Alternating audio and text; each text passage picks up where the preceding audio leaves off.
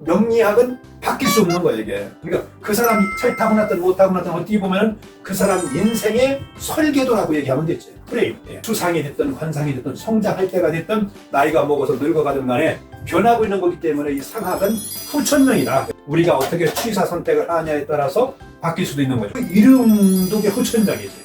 나쁘면은 중간에 개명을 할 수가 있는 거지.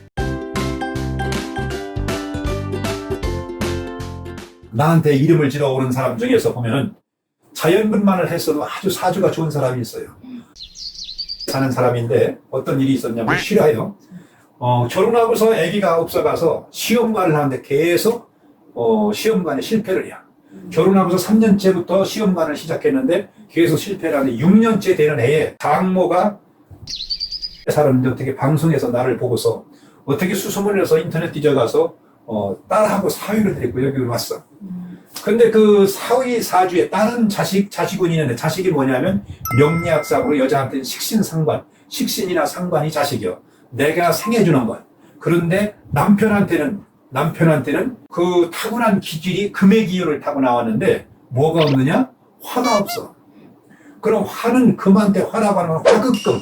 나를 제복해오는 것. 이것은 직장운으로도 보지만 아들운으로도 봐요. 나를 극하는 것이 자식이니까. 자식은 만년 채권자고 부모는 만년 채무자예요. 친구가 자기 자매지간이 형제가 누가 돈을 꿔달라고 하면은 각서 쓰라고 한다던가 차용증을 받는다던가 언제 갚으려는가 물어보고 줘. 근데 자식한테는 그런 게 없이 그냥 줘. 그렇기 때문에 자식 이기는 부모가 없다 하는 얘기도 거기서 나오고 나를 극하는 것이 자식이야. 그런데 그 화가 없걸래 내가 이름을 한번 바꿔보랬어. 사주팔자도 뜰 수가 없으니까 이름을 바꾸는데 뭐라고 바꿔줬냐면 그 사람 이름이 뭐냐면 그러니까 자기 아버지가 불렀던 것이 이름이 호적도 올렸어. 그 이름을 뭐라고 바꿨느냐 하면은 바꿔줬어.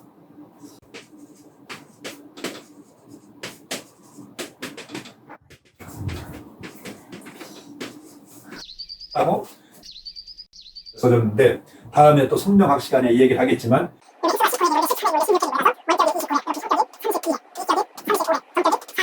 성공운의 대업성취지상이고 요행운의 관료미득수지상이고 태안운의 안과태평지상이고 유덕운의 우순풍주지상이라고 해주고 요 자가 이게 점 4개가 이게 불화면이거든.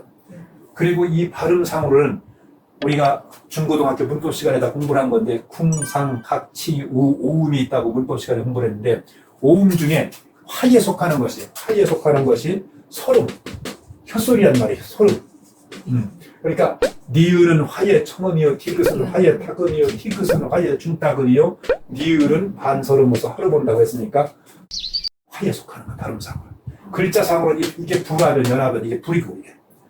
결혼한 지 6년째 되는 애에 이름을 바꿔줬는데 이 사람이 이름 바꿔가지고 또 며칠 후에 전화가 왔어. 뭐라고 전화가 왔느냐 하면은 그거 그냥 먼저 이름 글자 액수만 좀 좋은 걸로 바꾸면 안 되겠냐. 100점짜리가 안 돼도 좋다.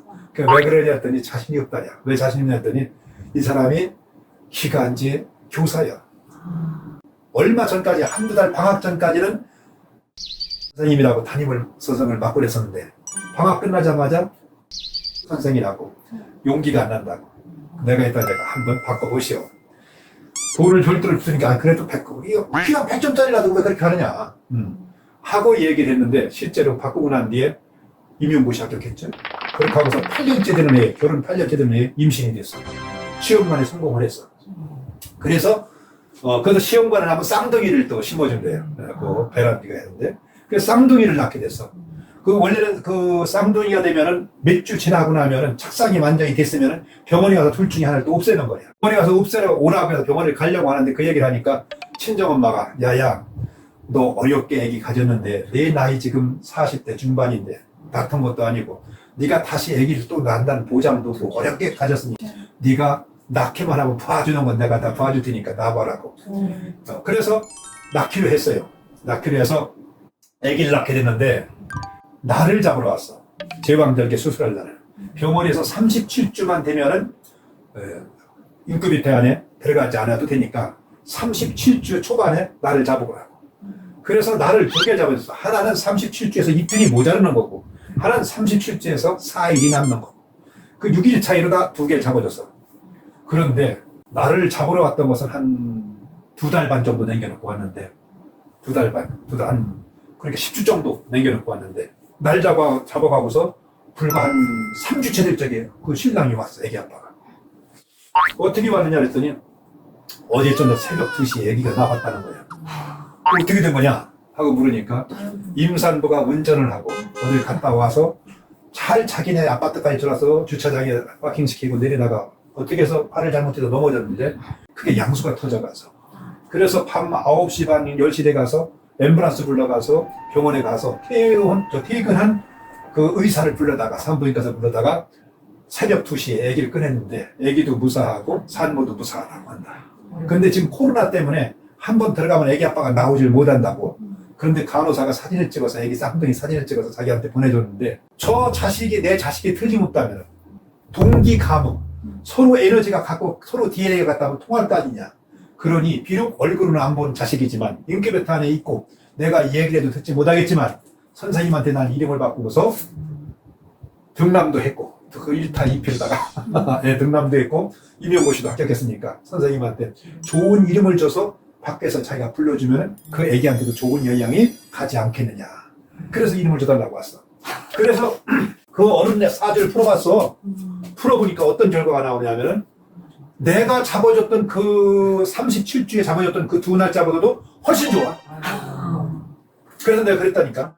이 애기가 전생에 성적표를 잘 받아가지고 나오려고 아마 엄마를 넘어뜨린 모양이라고.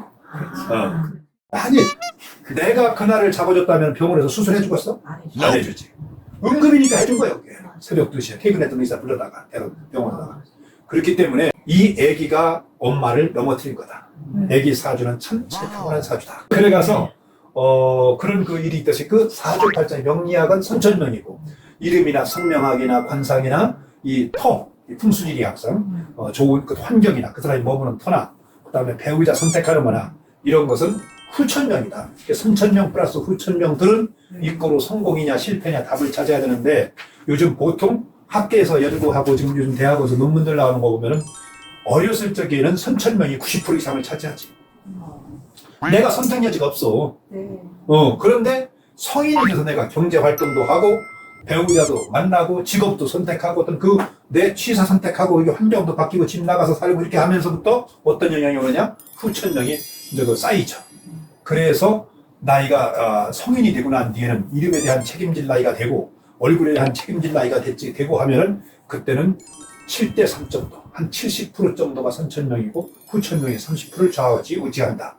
그렇다면은 우리가 팔자를 못 고친다 하더라도 후천명에서 적어도 반드시 직방으로 가는 길이 있고 반대로 돌아가는 길이 있다. 그것이 바로 관상이나 수상이나 성명학이나 뭐 이게 풍수질이나 이런 데서 이름이나 그런 데서 후천명을 찾을 수 있다. 운명을 그렇게 답할 수 있을 것 같습니다.